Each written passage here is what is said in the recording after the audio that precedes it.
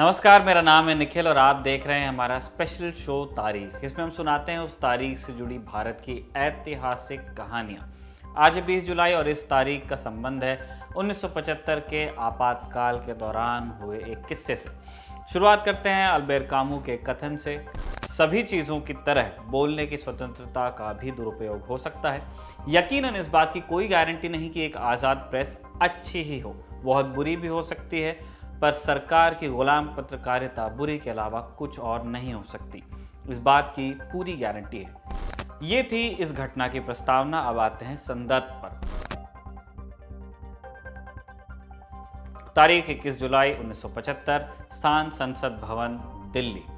कुछ दिन पहले ही देश में इमरजेंसी लागू हुई है। संसद में इस बात पर चर्चा चल रही है। सरकार के मंत्री खड़े होकर इंदिरा सरकार का बचाव कर रहे हैं। राम मनोहर लोहिया ने जिन्हें गूंगी गुड़िया का नाम दिया, वो आज चुप बैठी हुई हैं, लेकिन बोल वो रहे हैं, लेकिन शब्द हमारे हैं कि तर्ज पर सरकार के सारे मंत्री इंदिरा का रटा रटाया ही उगल रहे हैं। संसद के किसी भी आम दिन की तरह प्रेस गैलरी में पत्रकार मौजूद हैं, जिनमें लगभग 300 भारतीय और 75 विदेशी पत्रकार हैं। दुनिया के सबसे बड़े लोकतंत्र में इमरजेंसी लागू होना पिछले कुछ दिनों से सभी बड़े अंतर्राष्ट्रीय अखबारों की हेडलाइन बनी हुई है। मंत्री जी ने जैसे ही बोलना शुरू किया, सारे पत्रकारों के नोटपैड पर शॉर्ट हैंड दौड़ने लगे, लेकिन जैसे ही मंत्री जी बोलना बंद करते, फाउंटेन पेन पर कैप लगाकर उसका मुंह बंद कर दिया जाता। मैडम प्राइम मिनिस्टर भी धीर गंभीर मुद्रा में अपने स्थान पर काबिज हैं, लिटरली और एक मेटाफर के रूप में भी। बीच बीच में हाथ उठाती हैं, पर बोलने के लिए नहीं, बालों को अपने चेहरे से हटाने के लिए।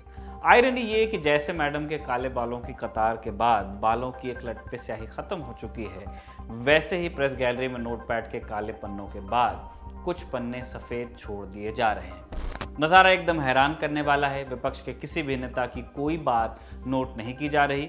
ये सब क्या हो रहा है और क्यों, ये समझने के लिए हमें इसके ठीक 3 दिन पहले यानी 18 जुलाई 1975 के घटनाक्रम को समझना होगा।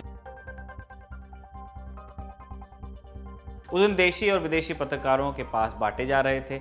आगामी संसद सत्र की कार्यवाही को कवर करने के लिए ऐसा हो रहा था, लेकिन 24 घंटों के भीतर ही ये पास वापस जमा कर लिए गए। सरकार ने प्रेस को लेकर नए नियमों की घोषणा कर दी थी। नियम इस प्रकार थे। पहला, सरकार द्वारा जेल में डाले गए राजनीतिक नेताओं का नाम नहीं छापा जा सकता। दूसरा, ना ही बताया या लिखा जा सकता है कि नेताओं को जेल में डाला गया है। तीसरा, संसद में केवल मंत्रियों के भाषणों को रिपोर्ट किया जा सकता है। विपक्षी नेताओं के किसी बयान को नहीं छापा जा सकता। सुप्रीम कोर्ट में भ्रष्ट चुनावी प्रक्रियाओं के खिलाफ की गई अपील के दौरान होने वाली प्रोसीडिंग्स को भी रिपोर्ट नहीं किया जा सकता। लबेलुआब ये कि सरकार छोटी से छोटी निंदा को भी बर्दाश्त करने को तैयार नहीं थी। सभी पत्रकारों को इस बाबत एक शपथ पत्र दिया गया।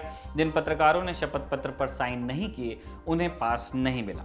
दिल्ली के प्रेस हलकों में एक बात कही जाती है, अगर सरकार की लाइन नहीं ली तो विदेशी पत्रकारों को पालम की गाड़ी में बैठा दिया जाता है और देशी पत्रकारों को तिहाड़ की। जेल जाने के डर से अधिकतर भारतीय पत्रकारों ने उस पेपर पर साइन किए, लेकिन अभी सरकार में इतनी हिम्मत नहीं थी कि विदेशी पत्रकारों को भी जेल में डाले, क्योंकि इससे एक बड़ा इंटरनेशनल क्राइसिस उत्पन्न हो सकता था।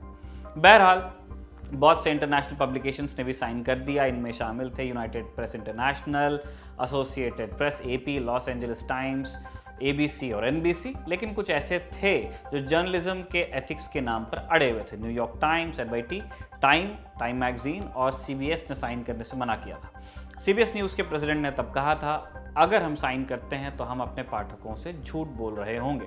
उन दिनों वरिष्ठ पत्रकार कुलदीप नैयर द स्टेट्समैन के संपादक हुआ करते थे। पत्रकारों और अखबारों के खिलाफ सेंसरशिप पर उन्होंने इंदिरा गांधी को एक पत्र लिखा।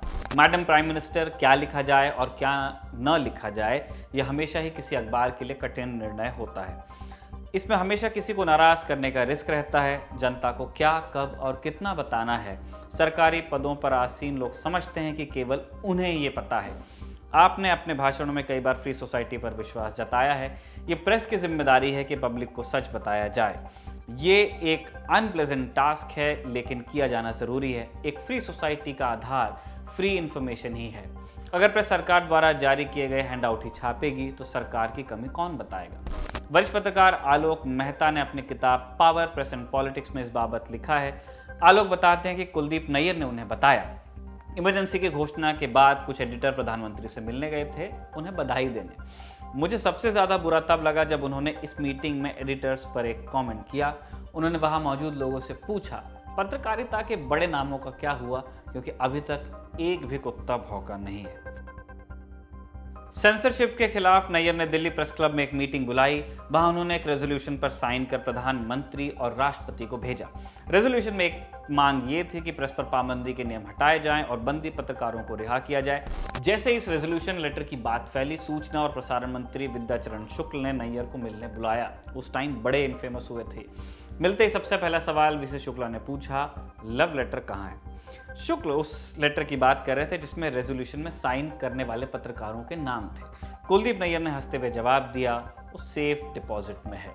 ये सुनते ही शुक्ल के तेवर एकदम से बदल गए। उन्होंने नैयर से कहा, तुम गिरफ्तार हो सकते हो, तो इन दिनों तुम पीटर हेजलहर्स्ट के साथ बहुत घुल मिल रहे हो, ये तुम्हारे लिए ठीक नहीं है।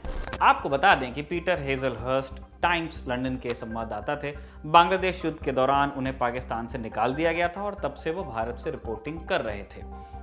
इसके बाद शुक्ल ने अपनी आवाज़ ऊंची करते हुए कहा, इन विदेशी जर्नलिस्ट को ठीक करना होगा, इनको बहुत सर चढ़ा रखा है। कुलदीप समझ गए थे कि अमेरिका, यूरोप और इंग्लैंड से इमरजेंसी लागू होने पर जो प्रतिकूल प्रतिक्रियाएं आई थीं, उन्होंने सरकार को चिंता में डाल दिया था।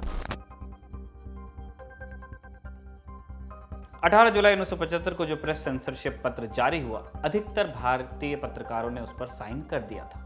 जिन्होंने नहीं किया उन्हें बैन करवा दिया गया था।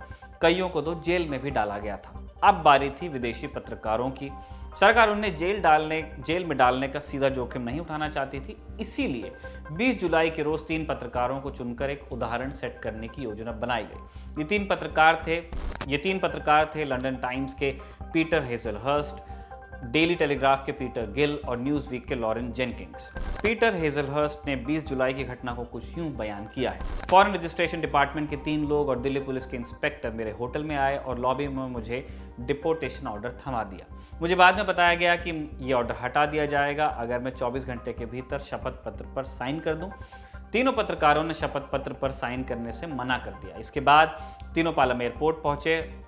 वहां पहुंचकर तीनों ने सिक्योरिटी के सामने सरेंडर किया। शुरुआत में उनसे बहुत अच्छे से व्यवहार किया गया, लेकिन जैसे ही फ्लाइट के डिपार्चर का समय नजदीक आने लगा, कस्टम अधिकारियों के रूप में बदलाव आता गया। हेजलहर्स्ट आगे बताते हैं, हमारे बैग और कागज निकालकर फैला दिए गए। हमारी तलाशी ऐसे ली जा रही थी जैसे हम अपराधी हों। हमारे नोटबुक, विजिटिंग कार्ड और डायरी को बार बार चेक किया जा रहा था। हैरानी की बात थी कि उन्हें हमारे पास मौजूद पॉलिटिकल डॉक्यूमेंट्स में कोई रुचि नहीं थी, लेकिन हमारे कॉन्टैक्ट और दोस्तों के नाम उन्होंने नोट करके रख लिए थे। अगली सुबह उन्हें बेरूत की तरफ जाने वाली पैन एम, एक अमेरिकन एयरलाइंस है, उसकी फ्लाइट में बिठाया गया। ये तीनों कराची में उतरे। इसके बाद पाकिस्तानी सरकार द्वारा उनका जोरदार स्वागत हुआ। इतिहास यहाँ खुद को दोहरा रहा था, या कहें कि खुद को आईने में देख रहा था, क्योंकि इस बार दोनों पलड़े अदल बदल चुके थे। वो कैसे, आइए समझते हैं। दरअसल ठीक 4 साल पहले 1971 में ये तीनों पत्रकार ठीक इसकी उल्टी यात्रा कर चुके थे। याह्या खान के मिलिट्री रिजीम ने बांग्लादेश वॉर पर रिपोर्टिंग के चलते उन्हें पाकिस्तान से निकाल दिया था। अब इस काम के लिए वो लोकतांत्रिक भारत की तरफ जा रहे थे। उस वक्त इंदिरा गांधी की सरकार ने इनका स्वागत किया था और पाकिस्तान में चल रहे तानाशाही शासन की जो प्रेस सेंसरशिप लागू की गई थी उनके द्वारा उसकी निंदा की थी। पता नहीं ये विडंबना उस वक्त किसी को दिखाई दी भी थी कि नहीं। वैसे ही राजनेताओं की याददाश्त थोड़ी कमजोर होती है। अंत में आपको प्रेस की आज़ादी पर अल्बेर कामू का एक और कथन सुनाते हुए चलते हैं। जो कोई भी सत्य या उसकी अभिव्यक्ति पर हमला करता है, अंततः वह न्याय पर हमला कर रहा है। भले वह सोचता है कि वो इसकी सेवा कर रहा है। आखिरी सांस तक हम इस बात से इनकार करेंगे कि जो पत्रकारिता क्रांतिकारी है वही सच है। बल्कि पत्रकारिता केवल तभी क्रांतिकारी हो सकती है जब वो सच हो, इसके अलावा कभी नहीं। आज के लिए इतना ही। हम आपसे फिर मुखातिब होंगे एक नया एपिसोड लेकर। ये एपिसोड हमारे साथी कमल ने लिखा था, इसे रिकॉर्ड किया था हमारे साथी जेरी ने, और एडिट जिन्होंने किया था उनका नाम आपको डिस्क्रिप्शन में देखना पड़ेगा। आपसे कल फिर मुलाकात होगी, तब तक के लिए नमस्ते।